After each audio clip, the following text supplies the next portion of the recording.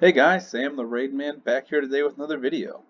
Today we're going to be doing another clan boss damage test. I think this one's going to kind of throw you for a loop. I don't think a lot of people think of this person as a potential damage dealer. But we're going to be testing Kyoku, the Spirit Affinity Shadowkin Legendary. She's got some really cool abilities for Arena, and she's got a Ally Protect, but we're actually not going to be using those abilities. So we're just going to be using her as an out-and-out damage dealer. Let's go over her skills really quick. She does have a defense aura, which is great, but we have to use the speed aura on Fushan, so that doesn't help us today. She's got a cool passive, which is every time this champion's hit with a critical hit, heals and places increased defense on the team, but that's not going to help us here. Hanorok already places increased defense, and we don't need to heal because we'll be at full health. So this doesn't really affect us. Oops, sorry. And then the A3, Kyoku's Horde, Ally Protect, places block damage, and grants an extra turn. This is an awesome ability, one of the best ally protection abilities in the game. It does make her hard to speed tune in Clan Boss, and it will throw our speed tune off, so we'll be turning the A3 off. The A2 is interesting. It's an AoE. Once it's booked, 100% chance of placing decreased attack. If it doesn't place decreased attack, then it places HP burn.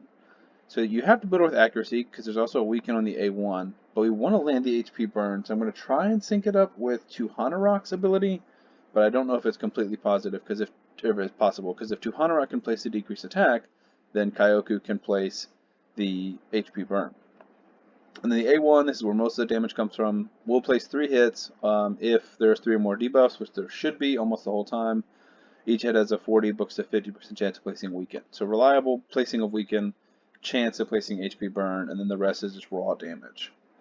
The way she's built, we have her on 1 perception set, 4.7k defense, which is a lot, only 188% crit damage, so that could be boosted, and 266 accuracy.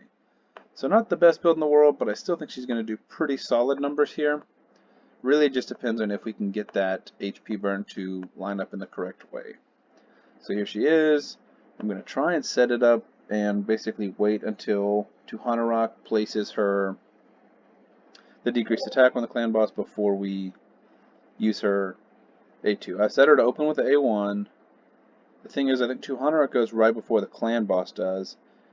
Yeah, so if Kyoku places her A2 here, all it's going to do is place decreased attack because I don't remember what Demyth is supposed to do. Okay, because the decreased attack is only on a 1-turn cooldown. So we're just going to go with an A1 here. Basically, we're going to manual it, kind of watch it. Kyoku, we're going to go manual A1 until the setup is correct. And hopefully it'll fall in sync at that point. Oops. Alright. Messed up there. She did the A2. That's fine. I just want to see if we can figure this out. A1. Debuff spread. I'm trying to interrupt her next turn. I think that's here. It's either her or Fushan. A1. She's got 1 more turn till it's off cooldown. It's fine. Stun goes to Fushan. That's okay. Alright, and her next turn she should have it. And we would need her to not use it, I believe. Fushan. Yep, and then we're going to A1. I think this should work here. Decreased attack goes out. So now if she uses her A2 this turn, it should place an HP burn. Resisted. Okay, awesome. Well, hopefully it's in sync now. I believe the cooldowns line up. If not, we're just going to have to take it as it is. But she does hit pretty hard. As you can see in that 3-hitter, she's got her Giant Slayer on. And she hits pretty hard, about 100k-ish. Let's see, 48, 48. I mean, that's almost 150 on the A1. So yeah, I'm going to go ahead and put it on auto, and we'll see what kind of numbers she does. Leave it in the comments what you guys think her final damage output's going to be. I think it'll surprise some people, but it is tough to compete with people like Ninja or people like Anax who have just so many hard hitters and, poisons and HP burns and stuff like that. So I'm going to go ahead and turn some music on and speed it up, and I'll see you at the end.